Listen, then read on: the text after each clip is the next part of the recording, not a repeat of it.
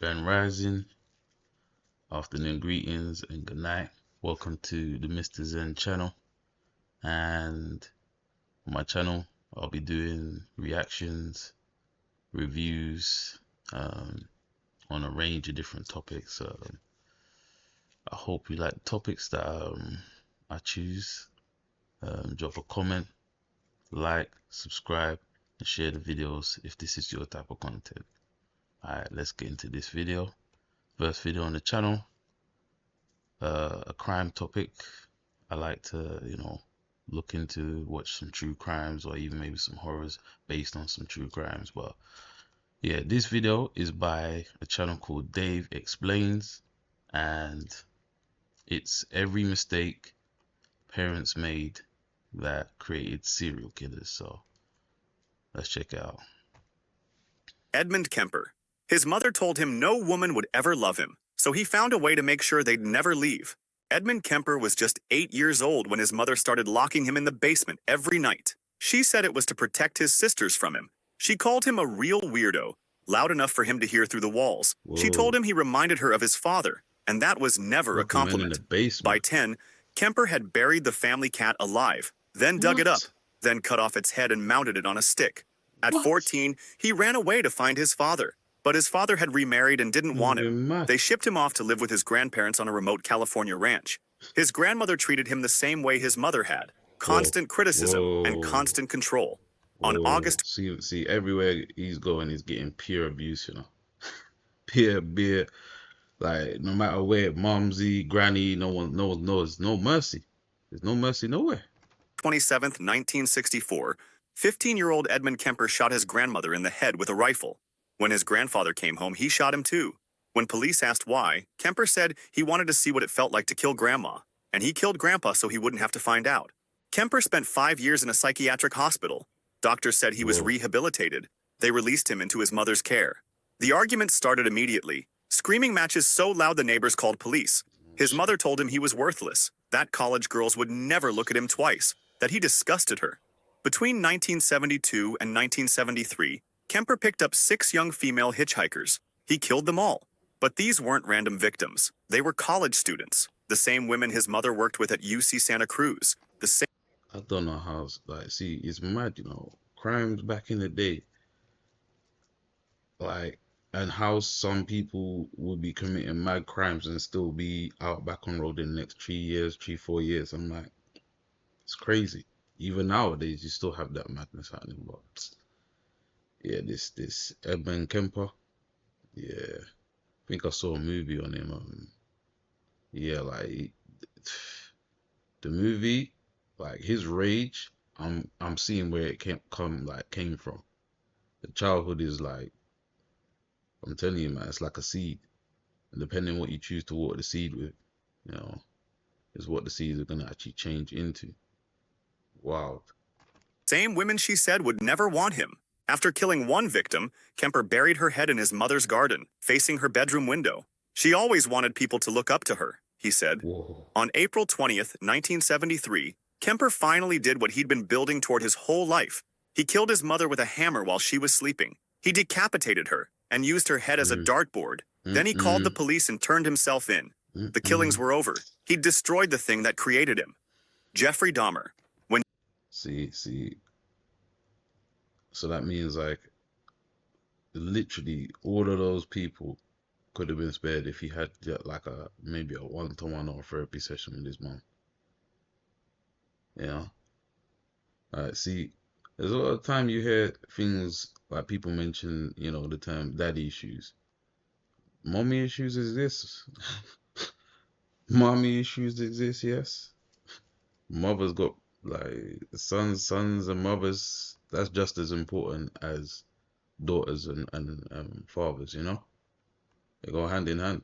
Like, the daughter's father is meant to be like her first role model for what a real man or a good man is meant to be, and with the sons, the mother is meant to be his version of what a good mother is meant to be, or a good woman is meant to be, my bad. But yeah, yeah. So literally after killing his mom, it's like he was at peace, or he had got the revenge, or resolution in his mind. But trust me, man, the mental issues from childhood is hard to like reverse the damage, especially from when it's been from childhood, you know? When Jeffrey Dahmer was 18, both his parents left. His father moved out. His mother took his younger brother and left. No forwarding address, no phone calls. Jeffrey was alone in an empty house. He was Damn. I mean, I know his story. He's fucked up. Like, yeah, kind of deserved everything he got in jail. But yeah, I mean, this, yeah, this, at a young age, the whole abandonment issues. Yeah, man, it's crazy. would later say that was the moment everything fell apart. Dahmer's childhood looked normal from the outside. Suburban Ohio, two-parent household, a little brother named David. But inside, the family was fracturing. His mother suffered from depression and anxiety, swallowing pills by the handful. His father buried himself in work, chasing a PhD in chemistry while his marriage collapsed. So daddy was just focused on work and just ignoring the household. Mom's falling to pieces, back in the pills and everything. Yeah, man, dysfunctional household. And I'm telling you, the kids are the ones that what they say, like kids are like sponges, they soak it all up. Two fought constantly, screaming matches that echoed through the walls. No one noticed their older son slipping away. By age 10, Jeffrey had started collecting roadkill. He'd strip the flesh from dead animals and keep the bones. His father thought it was scientific curiosity. He even taught Jeffrey. Pops for what? You know what? You see, along with like the environment he's living in with his parents, Pops thinking that that's normal and that's cool. Yeah, I understand like you want to like, encourage his hobbies, but you might want to have like a little chat with him. I mean, to be honest, I think Pops needs a chat. Pops definitely needed a chat himself. Like, what the fuck? How to bleach and preserve the skeletons. He never asked why his son spent hours alone in a backyard hut, surrounded by jars of formaldehyde and tiny skulls. By 14, Jeffrey was drinking whiskey before school. Teachers noticed. His grades dropped, but no one intervened. By the time his 14. Drinking? I wasn't drinking at 14. Like, I didn't actually start like drinking until I was like, what, 16 or something like that in the UK. So, yeah, 16 smoking, 16 drinking. But, yeah, drinking at 14, too young for all of that, man. And then the whole family issues, man, that's crazy.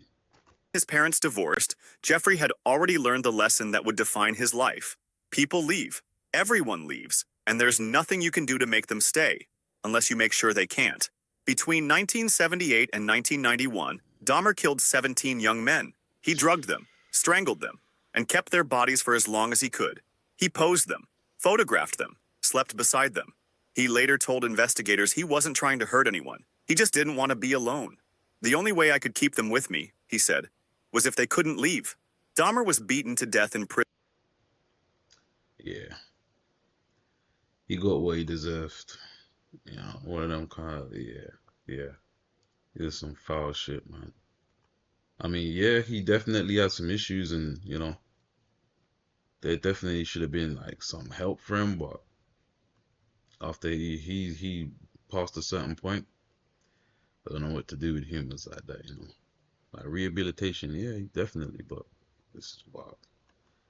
I mean, to me, kind of like karma, As again, this is the Mr. Zen channel, and one of my beliefs is balance in it. So karma's definitely there in part of the balance. The energy you put out is definitely gonna come back to you, man. So just be mindful of that. Prison in 1994. He was 34 years old. His parents had spent years fighting over who was responsible for what their son became. In the end, they both abandoned him, and he never stopped trying to fill that emptiness. Exactly. the abandonment issues, you know. John Wayne Gacy. His father called him stupid, called him a sissy, called him a failure. John Wayne Gacy spent his entire childhood trying to earn approval that never came. His father was an alcoholic machinist who beat the family regularly. At 4 years old, John was whipped for accidentally moving parts in his father's car engine.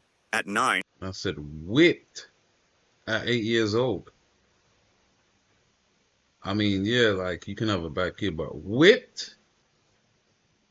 Yeah, man, that's a bit taking it a bit far, man. Boy, like I'm kind of old school, so you know, a beating, like as in like just smack on the ass or something like that. If you've been bad, like with a belt or something like that, old school. Like now, growing up, I'm saying yeah, you shouldn't really have to hit your child. You should be able to talk to them. But like, there's there's people that would take like a belt or a slipper to a child as if like that's just a punishment or discipline. But then when you start getting into taking objects and start trying to like that's borderline torture, you know. So yeah, man. 8 years old and you're hitting him with a whip. Oh man, you need to get the fuck out of here. a family friend began abusing him. John never told anyone, terrified his father would blame him. The message was clear. Everything wrong was John's fault. He tried everything. Worked hard in school, joined community organizations, built a successful business, hosted neighborhood parties, even dressed as Pogo the Clown to entertain children at hospitals. But nothing worked. His father kept calling him worthless. Then, in 1966, something changed. Gacy had married, had children, was managing restaurants in Iowa. His parents came to visit, and for the first time in his life, his father shook his hand and said, "Son, I..." And see, with all of that success, family, community, well known in the community, got status, got a good job, got family, everything most people kind of would want to be happy, just standard people, just outside of being like super rich and, all of that. But that wasn't enough. Like, it was all just to get the approval of his dad. And yeah, this goes back to the point, man. This video is fact, man. I mean, your kids, you probably have the biggest influence on them, especially how you talk to them and how you deal with them. So, yeah, we're gonna see though where it ends up though. "I was wrong about you." 3 years later, his father was dead. When Gacy heard the news in prison, where he was serving time for sexually assaulting a teenage employee, Oh, he collapsed to the floor. His request to attend the funeral was even denied. Between 1972 and 1978, John Wayne Gacy murdered at least 33 young men. He lured them to his home with promises of construction jobs, handcuffed them with a magic trick, assaulted and tortured them for hours. Strangled them slowly with a rope tourniquet he called the rope whoa, trick. Then he buried them in the crawl space beneath his house. 26 bodies were stacked in trenches he dug himself. When police finally searched his property, the stench of decay had been seeping through heating vents for years. Gacy showed no remorse.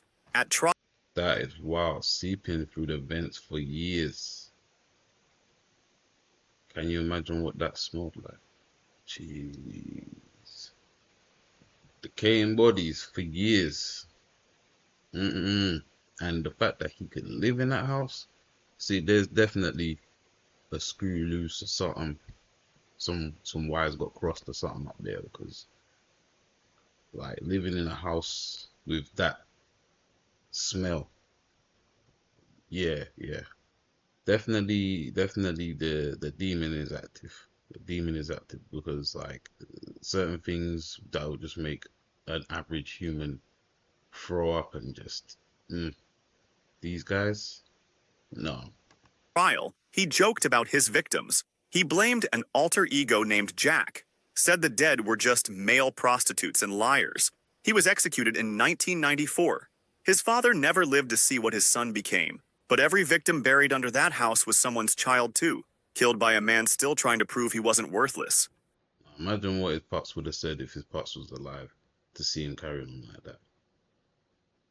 Well, another question is, if his pops was alive, would he have ended up doing all of that because he would have still wanted to be seen as, you know, successful and good in the eyes of his father. Yeah, man, serious fucking issues. Albert Fish. His mother couldn't afford him, so she gave him away. Albert Fish was 5 years old when his father died of a heart attack. His mother, unable to support her own, made a decision that would echo through history. She placed young Albert in St. John's Orphanage in Washington, D.C. She thought she was saving him. Instead, she was creating a monster. The orphanage was a house of horrors. Teachers beat the children constantly, whipped them until they bled, and forced the others to watch. It was Oh meant no. as discipline. For Albert, it became something else entirely. He See, whoa. See, this is already getting dark.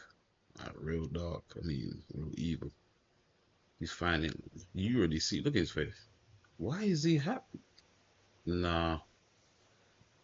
Yeah. He's tapped, man. He's tapped. Tapped. discovered he liked it. The beatings triggered excitement.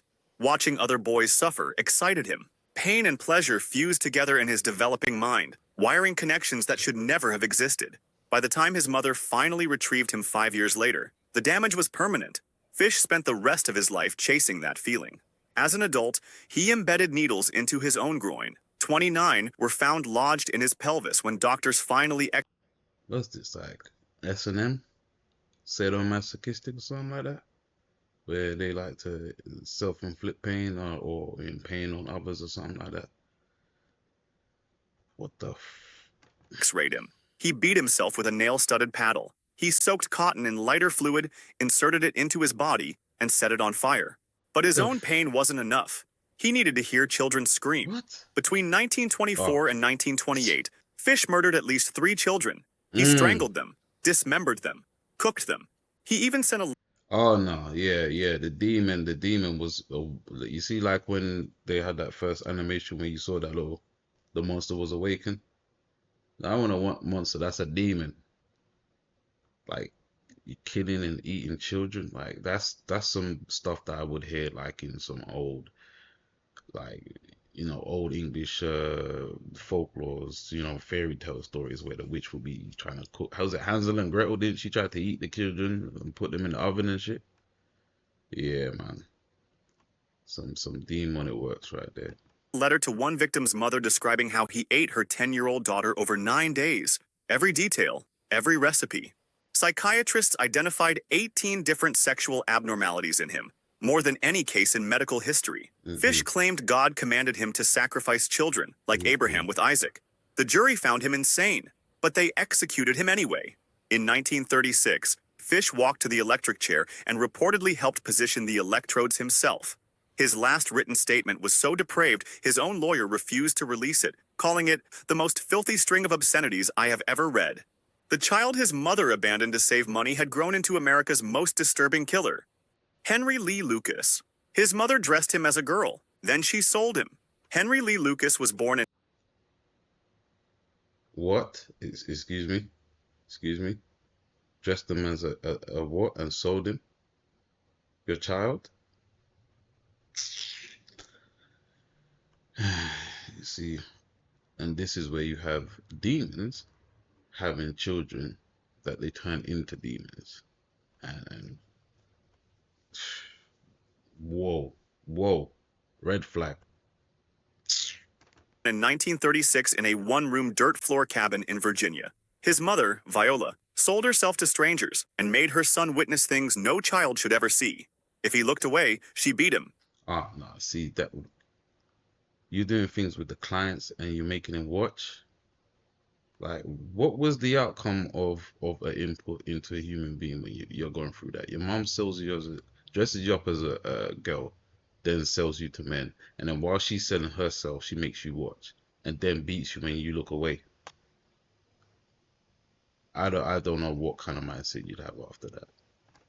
If he cried, she beat him harder. But the watching wasn't the worst part. Viola dressed young Henry in girls' clothes, with dresses and long hair. She paraded him through town like that for years. But And then you're doing this like humiliation ritual, like just regular, just for fun, just to do it. Why are you dressing him up as a girl and just walking up and down town and taking a piss out of him? Damn. I don't. I have no. Listen, when it comes to all of these, the crimes they committed, condemn all of them, send all of them to hell, castrate all of them. Listen, there's there's there's a plethora of torture that I have in mind for them kind of guys, yeah, or any kind of person, like male or female that does shit to kids. Yeah, there's a new type of hell waiting for you. But you're seeing how demons are created, and it kind of seems like it's either coming from damaged people that clearly need some sort of medical help, mental help, therapy, or they're just, again, it's either nature or nurture. So either the parents were just naturally a demon and then they corrupted their own child, or it's just circumstance and environment, man. But why?